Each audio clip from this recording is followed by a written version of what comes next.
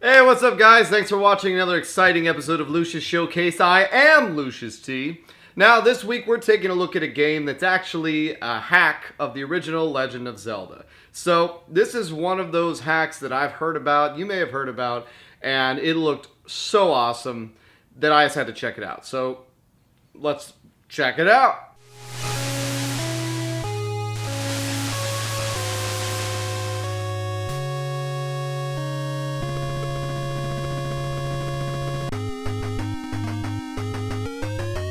The game we're talking about is Legend of Link on the original NES.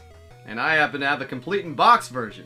Alright, so yeah, this is the fan hack of Zelda to end all fan hacks of Zelda. Some of the things they've been able to do with the graphics in this game are just quite literally amazing. They put in stuff that looks like Wind Waker, the Ocarina of Time, and it's on an NES. The game is pretty much Link to the Past meets Link's Awakening on the NES. You start the game just like the other one, you walk into your house and you get a sword, but they've implemented so much more. You have the rock feather, you have the hook shot, you have all these cool assets taken directly from Link's Awakening. You have parts that, it's clearly the sprites, they just ripped it and put it in the game. You have a lot of the fundamentals of Link to the Past.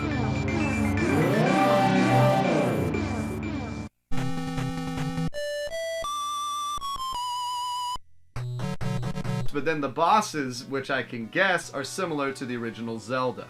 And all of the castles are pretty much brand new. Now, one of my big complaints on the game is it can be cryptic as hell. It takes cryptic to the next level. This is some Finding Bigfoot stuff right here, because there's no walkthrough for this game. There's Light Hyrule, and in there's 3 castles. Now, you buy a map, you can buy keys, you can buy your lantern, you can buy something else, a shield upgrade, and they stay with you. Although you can get your shield eaten, and the keys can be used in places where you're not realizing you're using them. A lot of slowdown, which I hear on an emulator, you can kind of overclock it and make it run smoother. It didn't really affect it too much.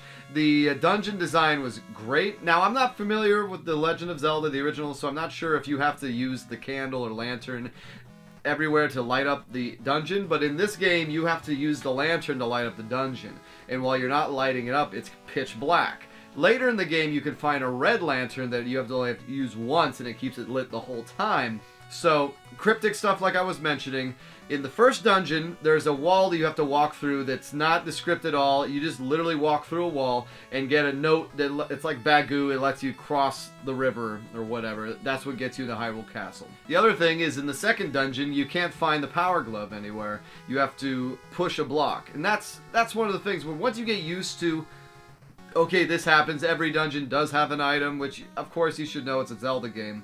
But stuff like that is just teaching you, because once you get to the Dark World, no problem. No problem whatsoever until I think the last dungeon. Oh no, the Silver Arrow. Yeah, finding the Silver Arrow. I did have an issue with that because I made it through the second version of Hyrule's Temple. I got to Ganon, which, yeah, spoilers, we all know it's Ganon. Come on, you better not get on me for that. And I got him and I beat him, but I didn't have a Silver Arrow to kill him. So I had to go back and do it again.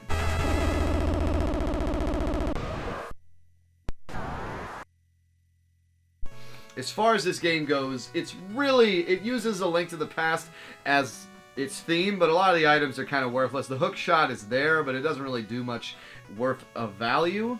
There's hover boots, which I had realized were hover boots sooner because it lets you walk on chasms, which would have made some of the stuff so much easier if I had known. But they improved a lot on some of the things that Link's Awakening drove me nuts with. You have a power glove. When you walk up against something, you hit A and it breaks it. When you have to use the Pegasus boots with the rock feather, you choose that on the rock feather and then jump that way. They make it so that the sword is always mapped to A, which is great. Everything else goes to B, and they don't have prompts that happen every time you find stuff and whatnot. It's just, it's good that regard. And yeah, just really good game. Really, really good game. The biggest issue in this game is getting through the light world, which is odd because getting through the light world in Link to the Past is a breeze. In this game, it's a slog. but the Dark World, you crush it. At least I did.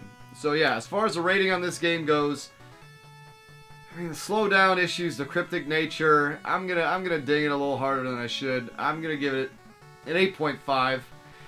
And really, don't get a repro of this. Just emulate it, because it really is. I mean, you have to destroy games like Batman: Return of the Joker and stuff like that. So yeah, 8.5. Emulate it. So yeah, pick it up, play it. That's your homework. That's it for this week. Thanks again for tuning in, and I want to just let you know, Decadentia84, you the man. Tune in next week. Once again, I've launched a Patreon, which surprisingly I convinced 2 fools to support me. So yeah, thanks again for that. And look forward to some more current stuff. I may have a little bit of a collab in the works with my buddy Scrubwine Mike. So yeah, that's what's going on. Thanks again for tuning in, and I will see you next time.